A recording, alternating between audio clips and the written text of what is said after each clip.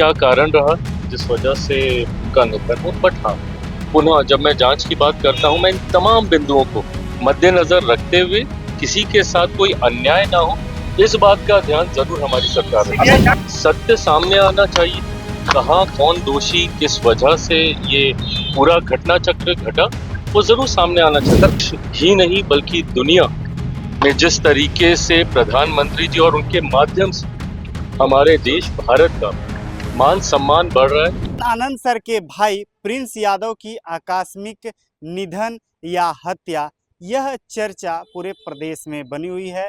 इस पर लगातार सवाल खड़े हो रहे हैं। आप जानते हैं कि नेता प्रतिपक्ष तेजस्वी यादव ने भी मुख्यमंत्री को पत्र लिखा है, जिसमें उन्होंने सीबीआई से जांच की भी बातें कही हैं।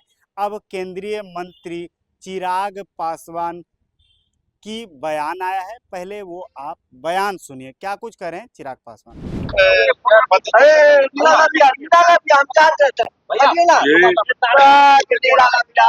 ये हम सबके लिए गर्व की बात है जब अलग अलग देशों के सर्वोच्च सम्मान से हमारे प्रधानमंत्री आदरणीय नरेंद्र मोदी जी को जब सम्मानित किया जाता है, तो ये सम्मान महज एक व्यक्ति का या देश के प्रधानमंत्री का नहीं, ये सम्मान देश के 140 करोड़ लोगों का है।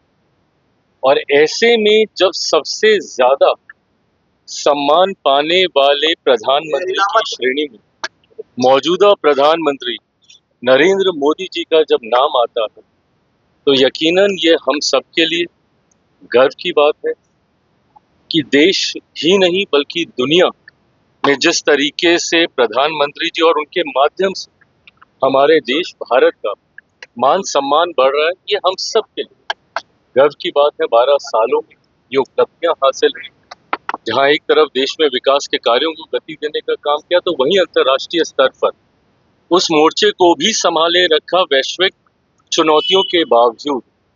और यही परिणाम है कि आज अधिकांश देश प्रधानमंत्री जी के इन कार्यों को की प्रशंसा कर रहे हैं, उनको रिकॉग्नाइज कर रहे हैं। बिल्कुल सही। अब जिस तरीके से उम्मीद हम लोग रख ही रहे थे कि ईरान, इजराइल और अमेरिका के बीच में जिस तरीके से परिस्थितियां बनी हुई थी, जल्द उसका कोई समाधान निकले, खुशी की बात है ये, क्योंकि कहीं ना कहीं परेशानियां अब बढ़ने लगी थी। ऐसे में स्टेट ऑफ हॉर्मुज को लेकर खास तौर पर चिंताएं लंबे समय से हमारी ही नहीं, कई देशों की। मुझे लगता है कि अब उसका समाधान हो जाएगा। रोशन आनंद और खान सर के विवाद के बीच से तेजस्वी यादव ने मुख्यमंत्री को पत्र लिखा है और जांच की मांग की। देखिए, जांच तो हो ही रही है और जांच होनी भी चाहिए।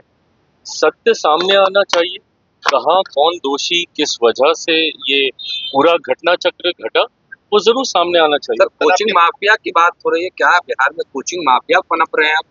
देखिए, मैं माफिया जैसा शब्द शिक्षा के साथ नहीं जोड़ना चाहूंगा, पर हाँ, कहीं ना कहीं कुछ गड़बड़ियां तो हुई हैं जिसकी वजह से स्थिति असहज हुई है। मैं मानता हूं कि जांच का विषय है, बच्चों के भविष्य से जुड़ा हुआ विषय है, जरूर जांच होकर इसका समाधान निकलना चाहिए। रोशन आनंद है, उनके भाई हैं, उनकी नेपाल में मृत्यु हो गई, उसके बाद कहा जा रहा है कि 2 कोचिंग विवाद में एक निर्दोष की मौत हो गई। देखिए, मैं जांच होनी चाहिए। मुझे नहीं पता कि क्या कारण रहा जिस वजह से उनका निधन हो, बट हाँ, पुनः जब मैं जांच की बात करता हूँ, मैं इन तमाम बिंदुओं को मद्देनजर रखते हुए किसी के साथ कोई अन्याय ना हो, इस बात का ध्यान जरूर हमारी सरकार रखेगी। बिल्कुल, पार्टी उत्तर प्रदेश में चुनाव लड़ने की तैयारी कर रही है। हमारे प्रभारी, जो कि बिहार के भी प्रभारी हैं, अरुण भारती जी, वो निरंतरता में संगठन को मजबूत करने का कार्य कर रहे हैं। बिहार से हमारे सारे विधायक, नेता, सांसद अलग अलग जिलों में जाकर संगठन को मजबूती देने का कार्य कर रहे हैं, पर अभी शुरुआती दौर में है। मुझे लगता है कि कुछ समय बीतेगा, धीरे धीरे हमारे भी कार्यक्रम वहां पे लगने शुरू होंगे और उसके बाद चुनावी दृष्टि से क्या स्वरूप बैठता है, उस पे अंतिम फैसला लिया जाएगा। Thank you. तो आपने सुना कि केंद्रीय मंत्री चिराग पासवान ने कहा कि इस पर जांच जो है वो स्पष्ट होनी चाहिए।